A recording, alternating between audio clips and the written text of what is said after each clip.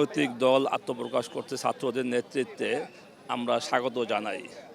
কারণ এই বিগত ১৫ বছর যে ফ্যাসিস্ট সরকার আমাদের মাথার উপর চেপে বসেছিল, এই ছাত্র জনতার নেতৃত্বেই ফ্যাসিস্টের পতন হয়েছে।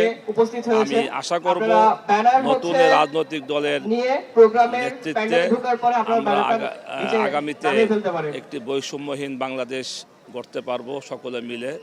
এজন্য আমি নতুন এই দলকে স্বাগত জানাই।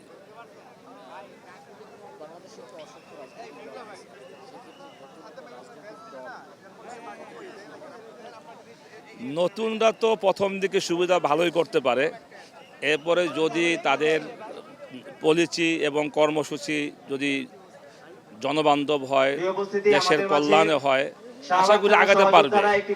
আর যদি এমনটা না হয় তাহলে তো জনগণ এটাকে মূল্যায়ন করবে। যারা গেটের সামনে অবস্থান করছেন, আমরা বলবো যাদের কার্ড আছে, আমরা আমাদের এই আয়োজক কমিটির পক্ষ থেকে কার্ড দেওয়া হয়েছে। আমি মনে করি যে সরকারের নিরপেক্ষ থাকা দরকার।